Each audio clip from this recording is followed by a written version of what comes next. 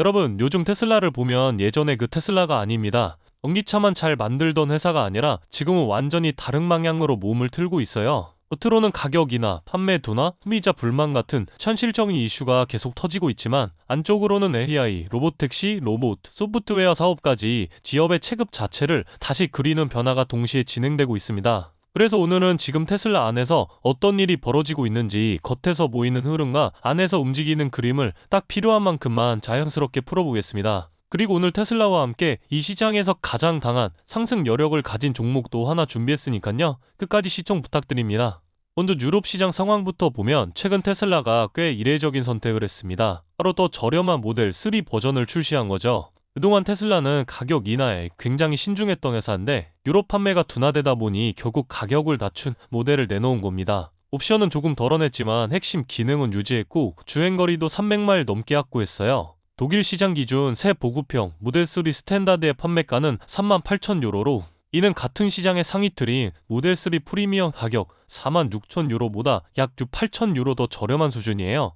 시장에서는 이걸 유럽 판매 부진이 실제로 존재한다는 명확한 신호로 보고 있습니다. 그런데 테슬라는 이걸 단순히 가격 전략 차원으로만 접근하지 않습니다. 지금 테슬라 전체 전략을 보면 완전히 AI 중심 기업 전환에 힘이 실리고 있어요. 최근 한국 앱스토어에서도 테슬라 로봇택시 전용 앱이 등장했죠. 물론 당장 한국에서 서비스가 열린다는 뜻은 아니지만 글로벌 통합 플랫폼으로 로봇택시 생태계를 준비 중이라는 의미는 분명합니다. FSD도 계속 업데이트 속도가 붙고 있고 옵티머스 로봇은 걷기에서 달리기 단계까지 들어갔다고 하죠. 이런 흐름을 보면 테슬라는 점점 자동차 제조사보다 AI 소프트웨어 기업에 가까워지고 있습니다. 하지만 모든 흐름이 매끄러운 건 아닙니다. 가장 시끄러운 이슈가 바로 HW4 차량만 최신 FSD 기능을 지원한다는 논란이에요. 동일한 가격을 지불한 HW3 오너들이 혜택을 충분히 받지 못한다는 불만이 커지고 있죠. 소프트웨어 회사라면 왜 하드웨어 락인 정책을 쓰냐는 비판도 이어지고 있고요. 이건 소비자 신뢰와 직결되는 문제라 시장에서도 매우 민감하게 바라보는 부분입니다.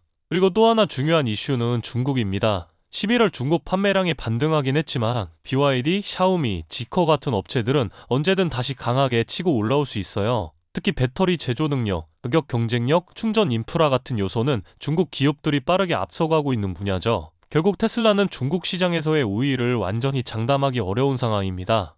정리해보면 지금 테슬라는 단기적으로는 판매 둔화, 가격 전략, 소비자 반발 같은 현실적인 리스크가 있고 장기적으로는 로봇택시, AI, 로봇 등 회사의 체급을 완전히 바꿔버릴 만한 거대한 프로젝트가 동시에 진행되고 있어요. 이 두 가지가 섞여서 시장의 기대와 불안이 공존하는 구조가 만들어지고 있죠. 그렇다고 해서 테슬라의 미래가 어둡다는 뜻은 아닙니다. 오히려 지금 테슬라는 전기차 회사에서 AI, 로보틱스 기업으로 스케일을 다시 정의하는 전환점에 서 있어요. 유럽 판매 부진이나 소비자 반발 같은 단기 이슈는 분명 존재하지만 동시에 로봇택시, 옵티머스, 그리고 FSD 기반 소프트웨어 생태계 같은 장기 프로젝트는 잠재력이 엄청 큽니다. 결국 시장이 걱정하는 건 현재의 테슬라고 테슬라가 바라보는 건 앞으로의 테슬라죠. 그리고 이 간극을 실제 성과로 채워버리는 순간 테슬라가 다시 한번 시장 분위기를 뒤집을 가능성도 충분합니다. 그래서 테슬라는 언제나 말이 많지만 동시에 기대도 많은 회사로 남아있는 거겠죠. 오늘 내용도 그런 테슬라의 현재와 미래를 잘 보여주는 흐름이라고 생각합니다.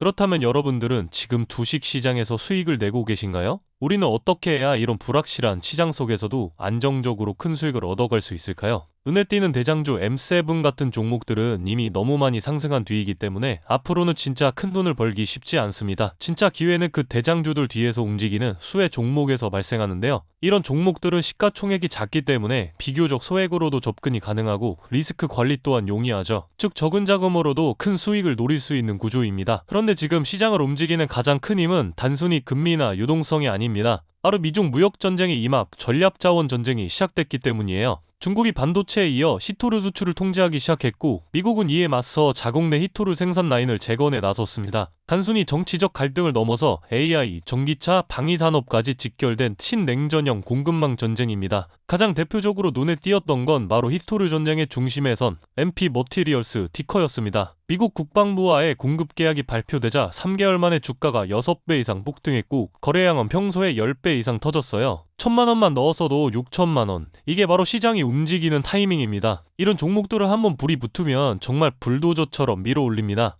왜냐면 시장의 자금은 테마에 몰리기 때문이에요. 하지만 여러분, 중요한 건 여기서 끝이 아닙니다. 한두 종목이 폭등하고 끝나는 이야기가 아니라 산업 전체의 판이 바뀌는 신호라는 점이에요. 키토르 전쟁의 불길은 이제 리튬, 니켈, 코발트 같은 2차 전지 원자재까지 번지고 있습니다. 이미 티커와 LAC 같은 대장은 너무 멀리 가버렸지만 그 뒤를 따르는 진짜 수혜주들은 아직 초입에 있습니다. 키토르 자석을 제조하는 기업이나 리튬 정제를 담당하는 2차 밸류체인 혹은 이 자원을 기반으로 한 방산 전기차 부품 기업들이요. 이런 기업들은 아직 시총이 작고 조금만 자금이 들어와도 급등 파동이 나올 수 있습니다. 테슬라나 엔비디아 같은 재무가 탄탄한 기업에 중심을 잡고 이러한 기업들의 분산 투자하셔야 보다 더 큰 수익을 얻어가는 겁니다. 지금 시장은 분명히 움직이고 있습니다. 하지만 대부분의 개인 투자자들은 이 거대한 판이 어디로 흘러가는지조차 모른 채 뒤늦게 따라붙고 있어요. 진짜 돈은 먼저 움직이는 사람의 몫입니다. 그래서 제가 이번에 직접 현재 이 전략자원 전쟁 속에서 가장 강하게 수급이 몰리게 될